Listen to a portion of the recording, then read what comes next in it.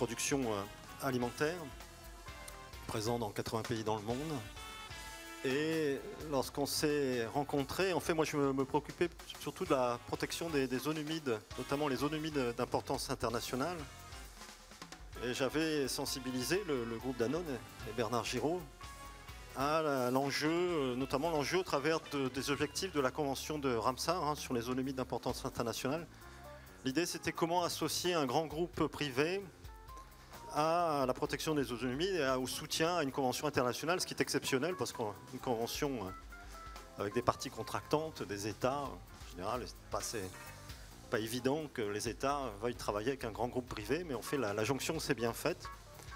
Et depuis 1998, premier accord de partenariat entre la convention de Ramsar et le groupe Danone, et puis depuis 1998, depuis maintenant 15 ans, le groupe Danone soutient chaque année, y compris financièrement, de façon non négligeable, la convention de Ramsar pour l'aider à mettre en œuvre à l'échelle globale la protection des zones humides.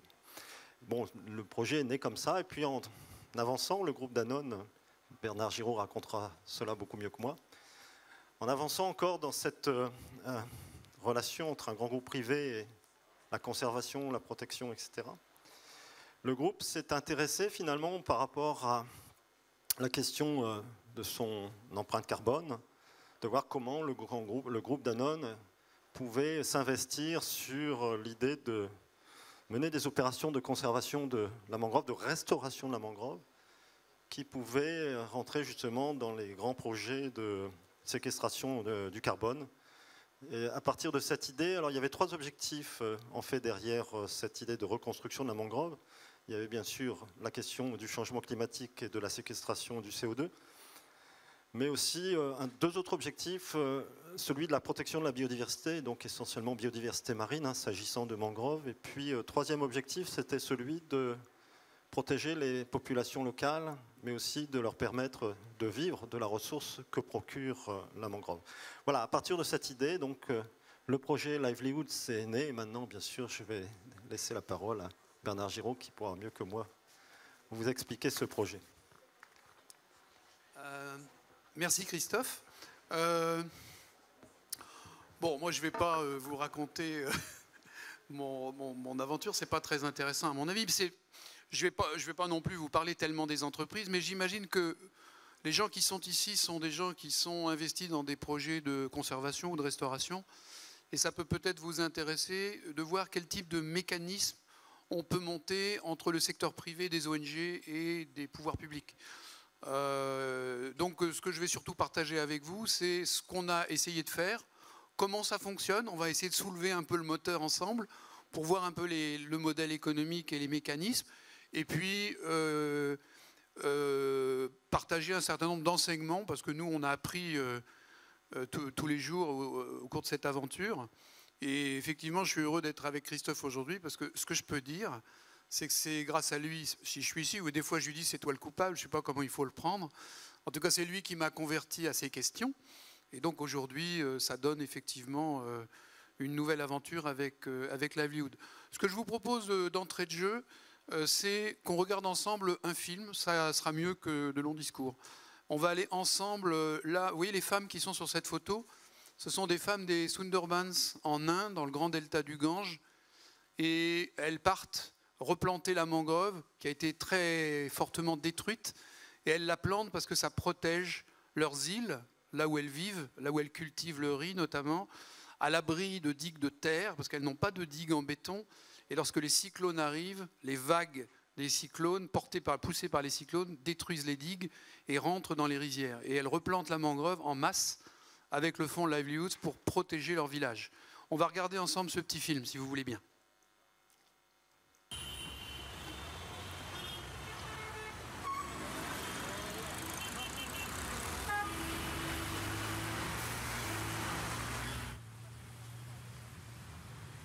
What we are doing in this project is developing 6,000 hectares of mangrove, some as a bioshield and some for the wetland restoration part.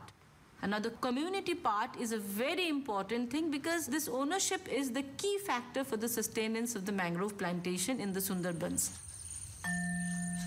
The Sundarbans forest is the largest block of tidal mangrove in the world. It stretches across the border of India and Bangladesh in the Ganges Delta. Nearly 5 million persons live close to this wildlife sanctuary that is the Sundarbans, only 100 kilometers away from Calcutta.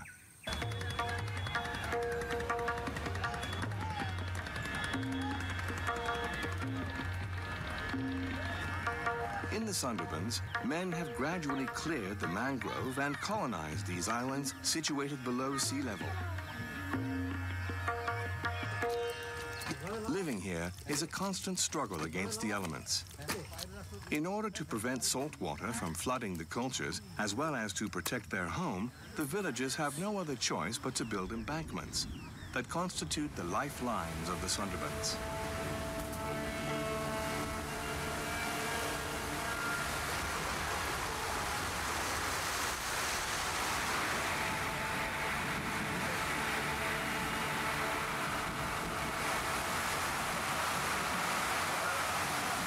In May 2009, the Sundarbans were in the path of the storm Ayla. Everything was destroyed. In the aftermath, local people noticed that the sea walls protected by residual mangroves had better resisted the storm. The Indian NGO News and the Livelihoods Fund therefore initiated a vast afforestation program. Their objective is to plant 60 million mangrove trees, over 6,000 hectares, a considerable job requiring tremendous enthusiastic impetus.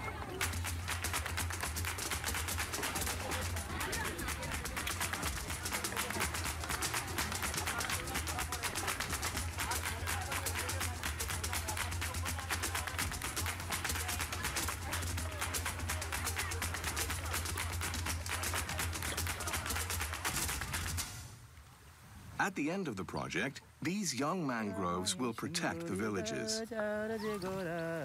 Thanks to their biomass productivity, they will also store 700,000 tons of carbon dioxide, whilst promoting biodiversity, and so the renewal of natural resources for the population.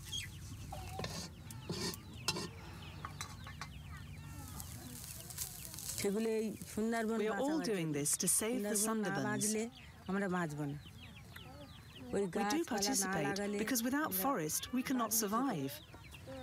And we are poor people, you know. This project is also important as we get some jobs and new incomes.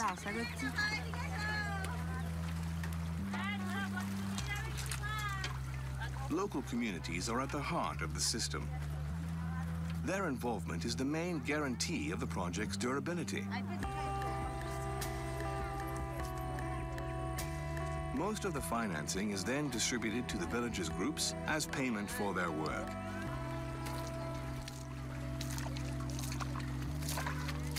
The other part of the investment finances the technical survey and scientific monitoring required for carbon offset certificates. Beyond the village's safety and the local development, these initiatives, in an area very much exposed to the rise of sea level, are also about acting against climate change.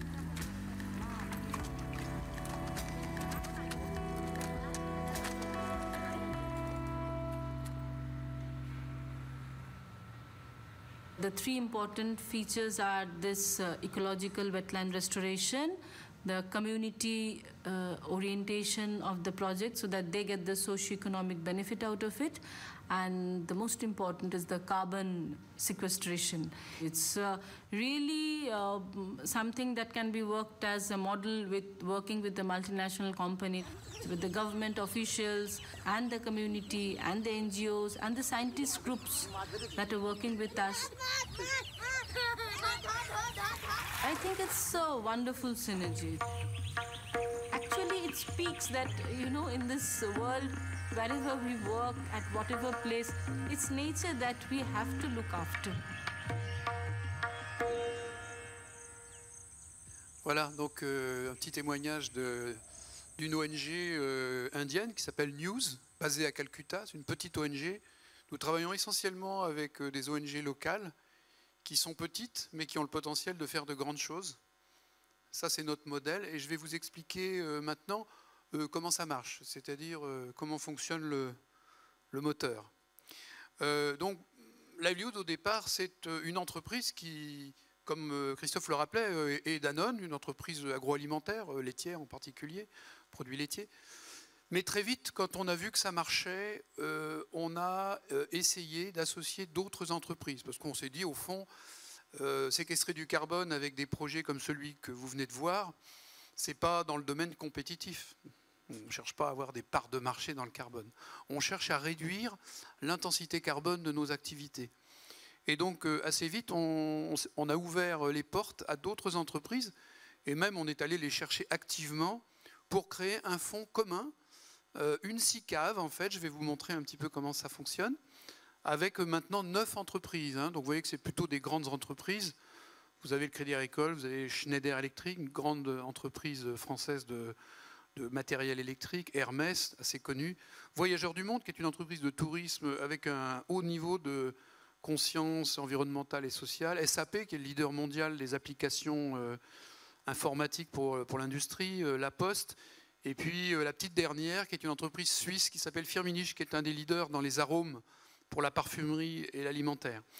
Donc, comment ça marche? Alors, bien sûr, là, il y a des entreprises privées, mais autour de ces entreprises privées, il y a des partenaires de grandes organisations comme l'UICN, comme la Convention de Ramsar, que citait Christophe, comme le Fonds français pour l'environnement mondial, qui a soutenu dès le départ Livelihood, donc qui est une institution de l'État français. Donc, il y a un réseau de partenaires, de petites ONG, mais aussi de grandes organisations qui soutient cette initiative du privé. Et je crois qu'il y a un point qu'on peut retenir, c'est que ce que nous cherchons, c'est l'alignement des parties prenantes. Ce n'est pas le secteur privé qui ferait les trucs moins bien ou mieux que les autres. C'est comment on peut arriver à s'aligner pour finalement aboutir au résultat qu'on veut ensemble. Alors le principe de départ, il est tout bête, et tout ça vous le connaissez par cœur. Mais quand on est une industrie comme Danone, on émet évidemment, quand on a 200 usines dans le monde, même si on fait des gros efforts pour réduire nos émissions, à la fin du fin, il y a quand même des émissions. On a réduit, en ce qui concerne Danone, je crois, nos émissions de carbone de 30% en 4 ans sur l'ensemble de nos processus industriels dans le monde. Alors on va dire c'est génial, nous on était tout contents, mais il en reste 70, et puis ça continue à grossir. Donc, et vous êtes venus à ce congrès, vous avez émis du carbone, et dans nos vies personnelles comme dans les activités économiques, avec la croissance des nouvelles puissances émergentes, ça va continuer à croître et embellir. Donc on s'est dit, il faut qu'on joue sur les deux tableaux. D'une part, il faut que les entreprises, les institutions, mais aussi les citoyens que nous sommes, changent leur manière de produire et de consommer. Ça, c'est une première chose. Puis il y en a une autre, c'est que silencieusement, pendant que nous on cause, là, il y a des écosystèmes qui séquestrent du carbone sans faire de bruit. Et donc si on réussit à sauver ou à restaurer ces écosystèmes, on va contribuer à rétablir l'équilibre, ou tout du moins à ne pas l'aggraver. Donc c'est ça le point de départ. Donc évidemment, quand on creuse d'un peu plus près, on s'aperçoit qu'on ne parle pas que de carbone, en réalité on parle des gens. Pourquoi? Parce qu'à la surface de cette terre, il y a un peu plus d'1 million de personnes qui souffrent de malnutrition. 80% sont des paysans pauvres, ou des pêcheurs pauvres, ou des éleveurs pauvres. Donc ça veut dire que le paradoxe de cette planète, c'est que ceux qui sont censés la nourrir n'arrivent pas à nourrir leur famille. Et quand on regarde d'un peu plus près, ils dépendent en général très fortement de l'écosystème. Ça, vous le savez, lorsque le sol est érodé, il n'y a plus de fertilité. Lorsque la forêt est coupée, c'est l'érosion. Lorsque on coupe la mangrove, il n'y a plus de poissons, etc. Donc, au fond, s'attaquer à ce problème, c'est s'attaquer au climat, mais c'est s'attaquer aussi à la pauvreté à travers les écosystèmes. Rendre puissants les écosystèmes, c'est séquestrer du carbone, et donc, c'est aussi réduire la pauvreté. On a décidé, nous, de manière assez pragmatique, de ne pas tout faire, parce qu'on a déjà bien du mal à faire 2 ou 3 trucs, et de se spécialiser dans 3 domaines. Donc le premier domaine, c'est celui que vous avez vu, c'est-à-dire la restauration d'écosystèmes, en particulier la mangrove. Et aujourd'hui, on va essentiellement parler de ça, puisque vous êtes évidemment focalisé sur les côtes, la mer. On a également de grands projets d'agroforesterie, donc d'agriculture forestière, et des projets de petite énergie rurale, en particulier des foyers améliorés, puisque vous savez que la combustion au bois sur des foyers de très mauvais rendement énergétique consomme 2 milliards de tonnes de bois chaque année. Et je ne parle pas des maladies liées à la fumée, de la mauvaise combustion et l'impact économique pour des femmes qui passent des heures à collecter du bois. Donc nous avons également des projets dans ce domaine. Alors le modèle est simple, on va dire mais vous êtes le privé, donc vous êtes des méchants, vous voulez faire plein d'argent. Non, on a essayé de trouver un modèle où chacun est gagnant. Donc d'un côté, les entreprises investissent, donc ça n'est pas une fondation, nous ne donnons pas l'argent, nous signons des contrats avec des ONG sur une durée de 20 ans, nous apportons l'argent, je vais vous montrer, et en retour, les projets qui sont réalisés séquestrent du carbone. Et l'ONG, en coopération avec nous, va faire certifier ces crédits carbone. Et ces crédits carbone, on va les rendre aux entreprises. Donc on ne rend pas de l'argent aux entreprises, on leur rend des crédits carbone. Et ces crédits carbone, elles les utilisent en général pour, comment dirais-je, compenser leurs propres émissions. Et de l'autre côté, eh bien, tous les bénéfices de l'écosystème, ils sont pour la communauté. Nous ne prenons pas d'argent sur le poisson des mangroves ou sur les fruits des projets agroforestiers. Tout va pour la communauté. Ça, c'est le principe de départ. Donc le modèle, il est décrit ici. Vous avez un fonds d'investissement. C'est une SICA. Ça veut dire que quand les investisseurs mettent de l'argent dans le fonds, ils sont au risque maximum. Jamais la finance mondiale ne va dans ce type de projet. Vous ne verrez jamais un investisseur financier classique qui va investir sur 20 ans et qui investit, comme on dit, upfront, c'est-à-dire qu'il va dire un projet, c'est en moyenne 3 millions d'euros. On le donne évidemment, cet argent, on l'investit par étapes. Hein, ça se fait au fur et à mesure que l'ONG, en général, c'est sur 3 ans, voire 4 ans. Mais c'est quand même des sommes importantes, hein, 3 millions, voire 4 millions d'euros. Cet argent, il est à risque. Si le projet ne marche pas, l'argent est perdu. Et les investisseurs vont récupérer cette mise année après année sur une vingtaine d'années. Il faut qu'ils soient patients et qu'ils soient vraiment convaincus de l'intérêt, pas seulement financier, parce que si c'était strictement financier, je pense qu'ils n'investiraient pas là, il y a d'autres occasions pour investir, mais parce qu'ils veulent les crédits carbone avec une valeur sociale et environnementale. Et donc cet argent, il s'investit à travers des ONG, dans des projets, et ces projets sont directement mis en œuvre par les communautés, comme vous avez vu tout à l'heure, les femmes des Sundarbans en Inde. Donc d'un côté, il y a des bénéfices long terme pour la communauté, et nous, c'est extrêmement important. Les intérêts sont convergents. Il y a toujours des gens qui essaient de trouver un malin plaisir à tout opposer.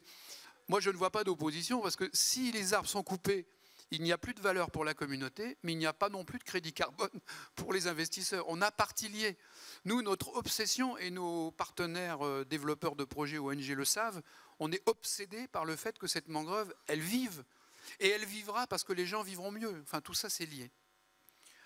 Donc nous avons maintenant 6 grands investissements. On a été fondé en décembre 2011. Donc il y a maintenant 6 grands investissements. Au total, on a dû financer la plantation d'un peu plus de 120 millions d'arbres dans le monde. Et ça doit faire à peu près 30 000 hectares, je crois, au total. Le premier projet qui a été réalisé avec l'appui de Livelihood, mais ça n'est jamais nous qui le faisons. Ceux qui font le projet, ce sont les ONG locales. Ce projet, il a démarré au Sénégal et il est devenu le plus grand projet de restauration de mangroves du monde. Et il a été porté par une ONG qui s'appelle Océanium. Il y a d'ailleurs Guillaume Durin qui est le responsable de cette ONG au Sénégal. Et ce projet, pour nous, il est emblématique parce qu'il nous a prouvé qu'au fond, l'acteur clé de tout ça, c'était les gens.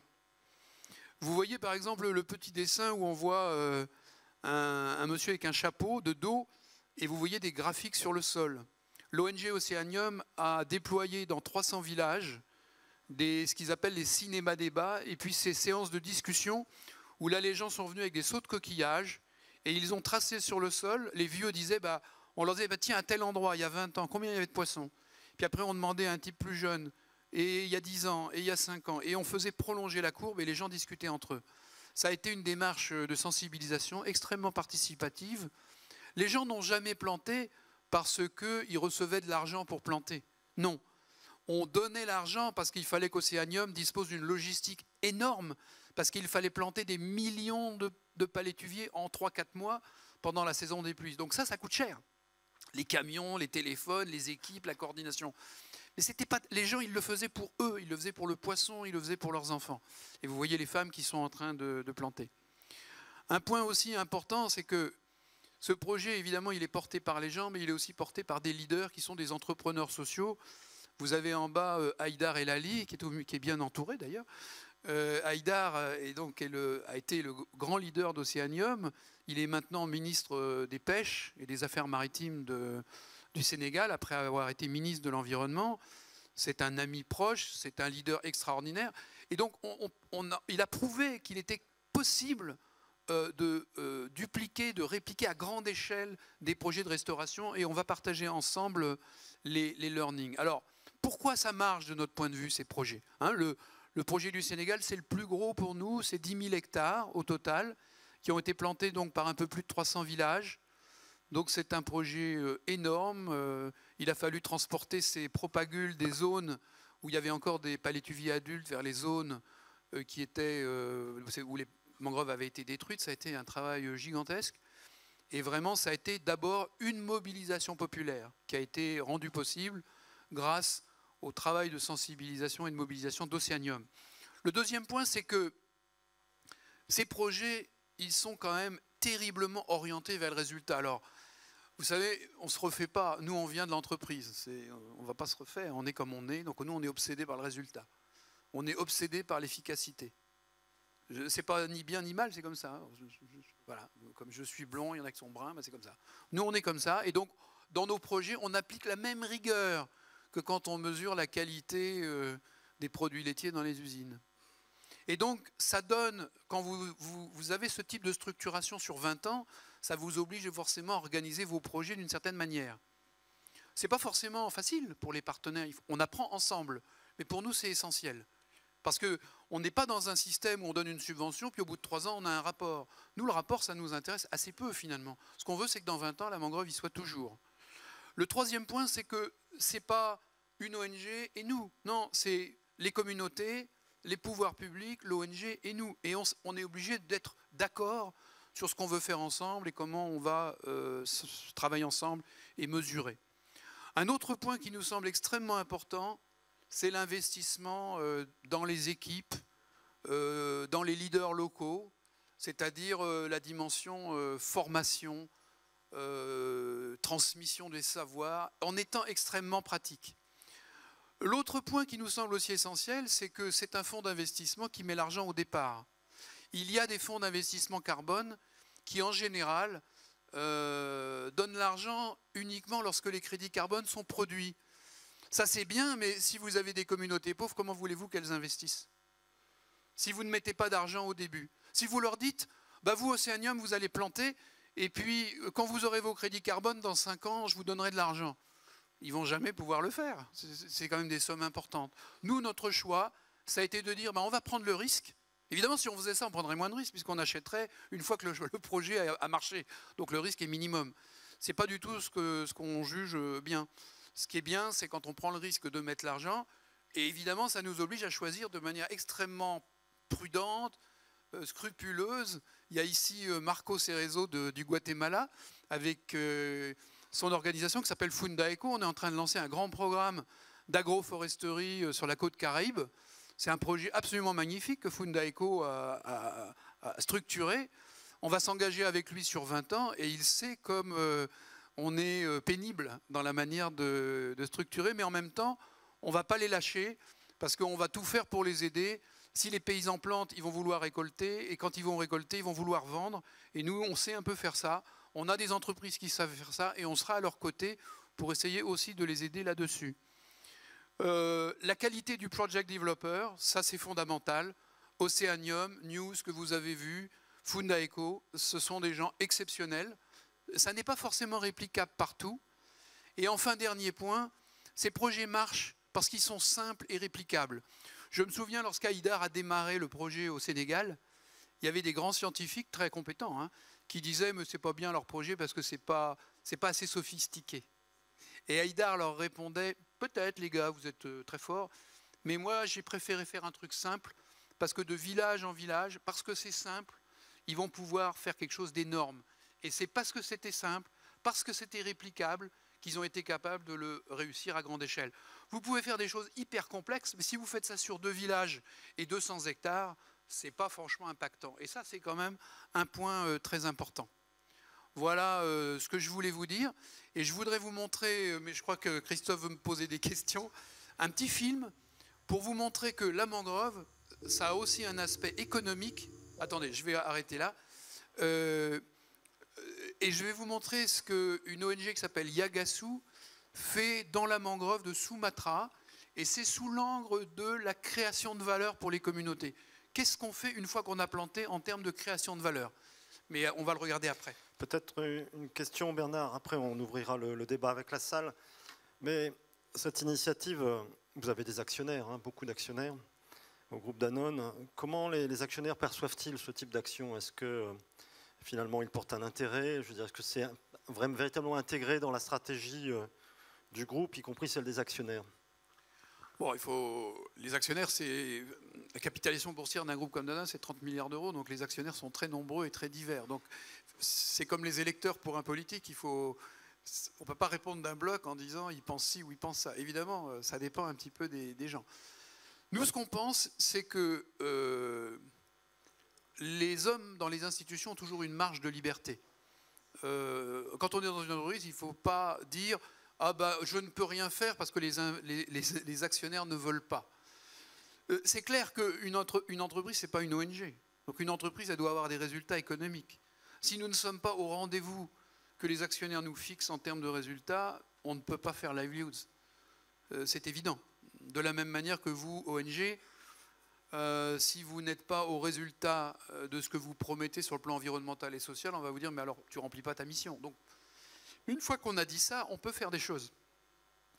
Les actionnaires, d'abord, une entreprise ne rend pas compte qu'à ses actionnaires, il y a d'autres parties prenantes. Il y a les pouvoirs publics, il y a l'opinion, les consommateurs. Ils achètent les produits, ils votent tous les jours, les consommateurs. Et ils ont leur mot à dire. Et dans certains cas, ce n'est pas des consommateurs individuels, ce sont aussi des entreprises. Donc, il y a toutes sortes de motivations. Une entreprise, c'est un corps social compliqué, avec des gens qui sont aussi des citoyens, qui sont des pères et des mères de famille. Prenez l'entreprise dans sa complexité, et donc, à partir de là, il y a des marges de liberté. À nous de les utiliser ou pas. Ce qu'il faut faire, c'est des projets qui ont du sens pour les entreprises, et qui ont un rapport, d'une certaine manière. Je me souviens d'une ONG, quand on avait créé la Lius, qui me disait « mais c'est pas normal, vous devriez donner les crédits carbone aux communautés ». Alors moi je leur ai dit bah, « c'est super votre truc ». Bah oui, donc je vais lever des millions. Avec ces millions, on va créer plein de richesses économiques pour les communautés, et nous on est d'accord avec ça. Et en plus, vous voudriez que je ne rende rien aux entreprises. Donc dans ces cas-là, les entreprises n'investissent plus, donc j'ai pas d'argent. Et là, au lieu d'investir 5 millions sur un projet, elles investissent 50 000 euros. Et là, on est dans la charité. C'est un autre système. Nous, on a fait un autre choix. Je ne dis pas que la charité, c'est pas bien. Hein. Il y a des fondations qui font des choses formidables. Oui, je me souviens de ce débat hein, en 98 sur le fond, parce qu'il y avait deux options possibles. Soit créer une fondation Danone, hein, on en avait souvent discuté à l'époque. Alors là, on était dans le schéma classique du mécénat.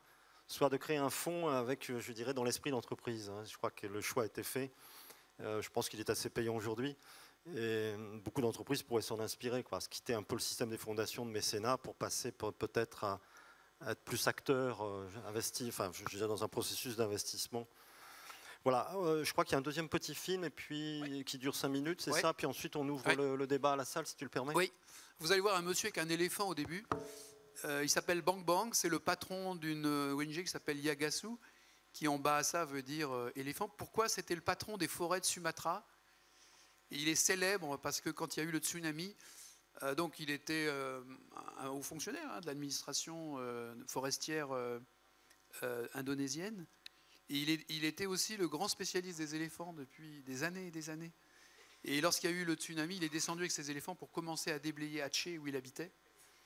Et ensuite, il a quitté son job, c'était assez courageux, il a créé une petite ONG qui s'appelle Yagasu pour reconstituer les mangroves de Sumatra qui ont été détruites, on dit toujours par le tsunami, mais avant le tsunami, il y en avait eu un autre tsunami.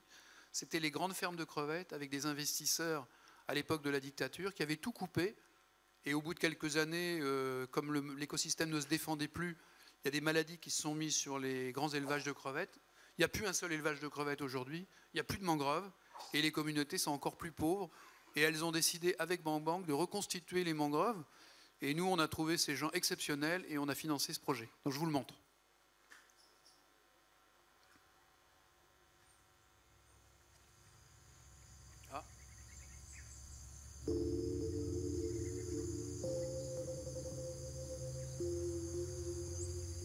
Nama saya Bambang Supargi. Pertama saya di sini sebagai government official, Direktur Konservasi Alam. Dan saya mendirikan Yagasu, pertama bekerja dengan gajah.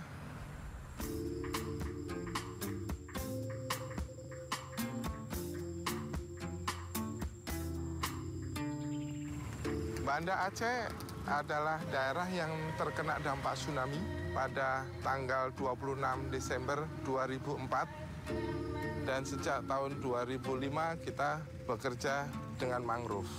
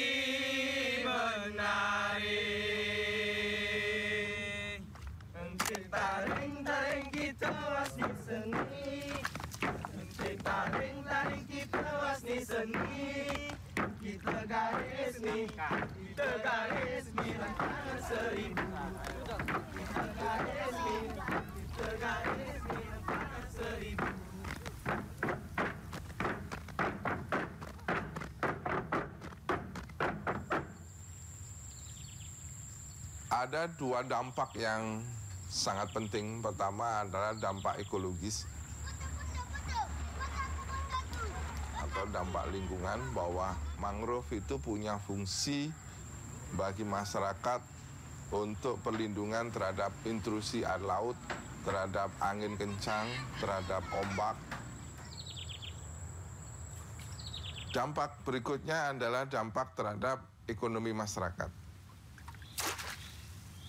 Yang pertama, contohnya mangrove bisa meningkatkan produksi hasil laut. Sebagai contoh, misalkan udang, kepiting, ikan, atau biota laut lainnya.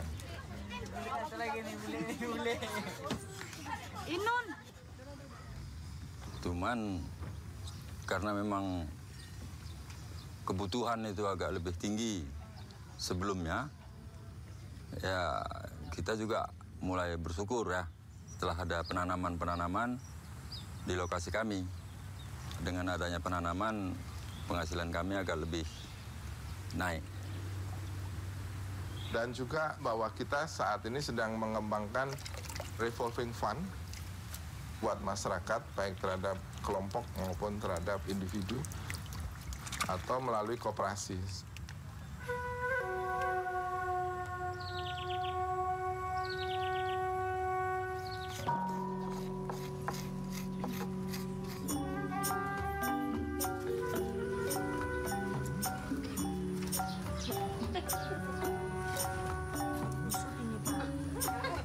Kita klik di sini, kemudian kita tarik garisnya.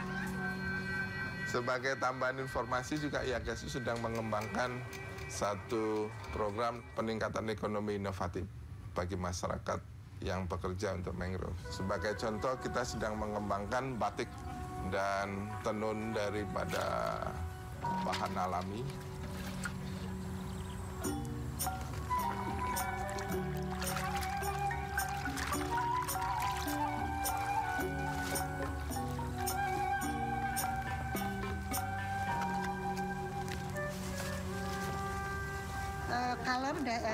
Warna dari mangrove juga diantaranya. Jadi dari mangrove itu banyak sekali warna yang bisa dihasilkan. Abu-abu, coklat, ungu ya, campuran dari mangrove. Nah ini biasanya untuk shawl. Artinya untuk masa depan batik tadi, ya minimal untuk mengembangkan apa tadi ya, hasil karya dari mangrove tadi, ya kita bikin apa ya, buat kue kita kemas itu untuk minimal warung-warung kecil. tahap awal. Kalau mereka merespon dari yang kita buat, bisa kita kembangkan kali. Kan begitu ya.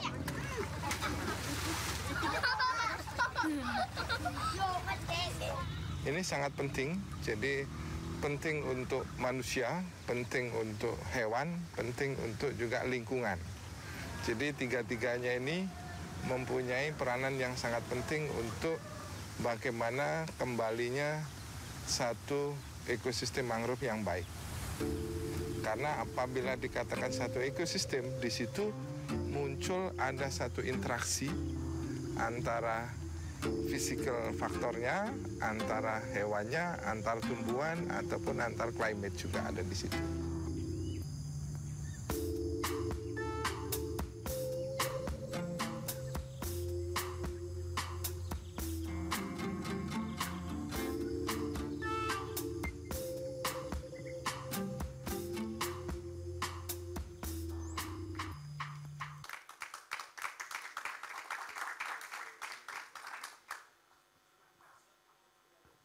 Si vous avez des questions, moi j'ai à peu près raconté ma petite histoire. Just to be sure, for people who would like to use the English language, of course, Bernard. Oh yes, don't hesitate. If you want to speak English, I will be delighted. Do it.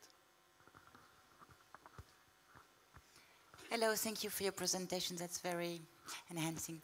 How did you bring the other companies to work with yours? Because usually companies are quite very private about their own whatever they do. So how did you open those walls? Okay. It was not easy at the beginning to convince even Danone that we could share with others.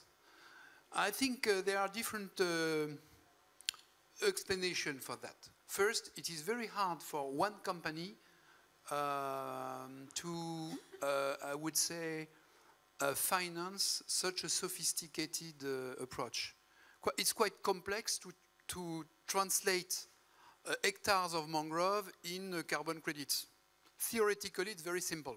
Practically, it's much more difficult. So I think the companies have understood quite rapidly that sharing knowledge and also cost was quite interesting. The second thing is that if a company is not part of a fund such as Livelihoods, meaning that they have to buy carbon credits, but then they don't have a choice. Here, they are at the very early stage. It's a real mutual fund in a sense that each project is decided together. We have an investment committee. Each company is represented, so they sit around the table, and we discuss the project. The project we are now launching in Guatemala with Marco, we started from 40 projects we had pre-selected, and then to 10, and then to 4, and then Marco was the winner. Congratulations. Meaning that we had many discussions around the table between the companies with different points of view, and then because we take a huge risk, we put the money at full risk. There is no guarantee, there is nothing. It can be 100% lost, so we are quite careful. I think after 2 years, what we observe is that there is a real, I would say, goodwill that has been created between the companies. And a proof of that is that we are launching a new initiative called Friends of Livelihoods, is how to mobilize the employees of the companies. Because if you take the 9 companies, it represents 500,000 employees in the world. So if we mobilize just a few % of this huge pool of competencies. You have seen the batik, the textile in the mangrove in Sumatra. Our friends of Hermes received the people from Yagasu. I was with them, and really I spent a marvelous day. Why? You had the best expert of, the Hermes scarf, the price of the Hermes scarf, discussing with the people, the very poor guys from the mangrove, together on the colors. And I can tell you, people from Hermes were also learning from the Yagasu people. It was really both ways. And when you take an organization, a small NGO, it's about when they start from 300 hectares to 3,000 hectares, and then 6,000 hectares. It's like growing a company. It's about management, it's about motivation, it's about organization, it's about quality management. Companies are not too bad on that, so they can share with the NGOs. And NGOs, of course, they have many things that companies don't have. The understanding of the local community, the knowledge on conservation. So it's, you know, we will not make progress working isolated. That's what we said to the other companies. At least 9 of them have joined. We will see if many others will join in the future. Okay, thank you, Bernard. So we can understand that there are social benefits for the group and for the companies. So please, yes, we have still more 7 minutes. Yes, my name is Hans Hartmann from the University of La Rochelle in France. I just arrived yesterday from Indonesia in Sulawesi, and I know very much about the problems of the mangrove destruction that is still going on everywhere.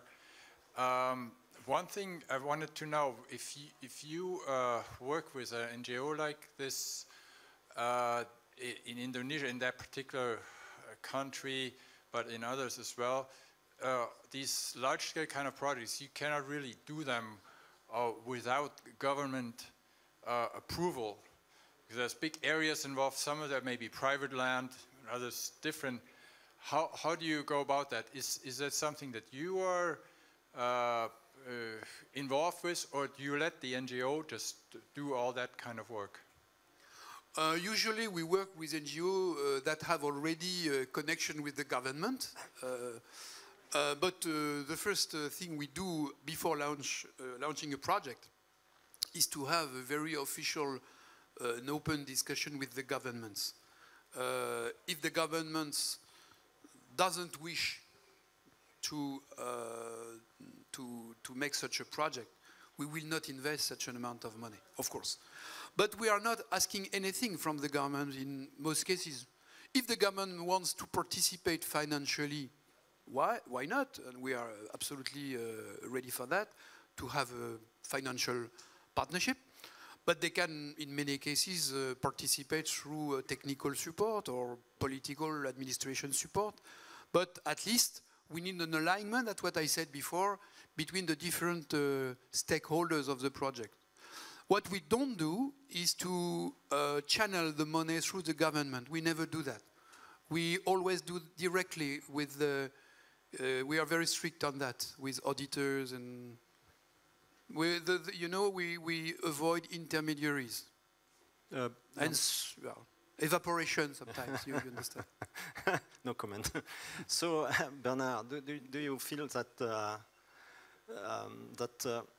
Danone Group is supporting the Ramsar Convention could help to have the possibility to discuss with the governments for implementing a project with NGO at the local level? Yeah, I think the fact that we are also very close friends with Ramsar, the day we have some concern, we discuss with them. They help us better understand the situation. In a way or another, they can play a role depending on the situation. So, and we learn from them. You know, I think the main learning of this adventure is that we learn from NGO, we learn from local community. Hopefully, some of them learn from us as well. The question is not public against private and so on. The question is, what do we want to do? What is necessary? What is useful? What is efficient? Sometimes it's very hard to work with some governments. In other cases, they are really open, really willing. You have good quality people. It depends on the situation. We are very pragmatic. Thank you. Okay, any other question, please? Still maybe the last one. I may have missed it because my French isn't so good, but I know you said that results and indicators were a very important part of your project. I've been involved with community-based planting programs in the Philippines, and we've had to adapt methodologies for monitoring survival rates and growth of the mangrove species, and I just wondered if in the replanted areas, and I wondered if you had established techniques that we could maybe exchange ideas on when you have such big areas. Okay. We're absolutely ready to share. For us, it's absolutely key. As we are committed to give back carbon credits to investors. The measurement is absolutely key. 2 weeks ago, there were 20 people from the different NGOs we are working with in Sumatra, precisely. They work together with people from Oceanium, from Fundaeco and others, and News and others, on the measurements of the mangrove, all the techniques, how to make it practical, and also how to embark the communities in the monitoring. Because in fact, there are different things. There are things which are really for specialists, I would say, for experts, but there are many things where the fishermen will be the best, I would say, monitors of the mangrove. Or the ladies who go for the crabs and so on. So, yes, we are ready to share. We have formed what is called the Livelihoods Network, which is open to any kind of actor, NGO. And for example, last year, we organized what we call the Livelihoods Camp. We were 160 people in India to share the learnings. The only criteria to be part of that is to be a field actor, to make things. We are not a network just for thinkers. We like thinking as well, it's not a problem, but this network is really for sharing good practices, but also challenges, practical things between people who are acting in the field. Yeah. Okay, thank you, Bernard. Before maybe, I think you will stay just a little bit more here, so if there are any more questions, you can respond to them. I have a few brochures, it's in French, unfortunately. Before, to thank Bernard for this very impressive livelihoods adventure, I have maybe two very short questions, Bernard. What do you expect from IUCN for the future, and what in the next few years is there another livelihoods 2 in preparation? Well, we'll see for the second baby of the family. Yes, we have some ideas on how things can move. Today, we are 100% dependent on the carbon market, right? The question is, what will be the future of carbon markets? We don't know. Nobody has any visibility. We are on the voluntary carbon market. We are not on the compliance market. Otherwise, we would be dead. So that's fine. We are on the voluntary, which is fine. It's a small market. Companies that want high quality carbon credits, so that's fine. But maybe there are other ways where you can valorize what we call the externalities of nature. And we are working hard on how. There are a lot of discussion on that, but we need to try something that can be monetized. Not because we love money, but because if we want to raise significant amount of capital to invest in projects like the one you have seen, we need to have a real business model, and that's what we work on. So rendezvous in a few months, maybe we'll be in a position to explain what we will do in the future. Okay, thank you very much, Bernard. So I think we can very congratulate and applaud. Thank you, Christophe, because he was the guy who started the idea, the story.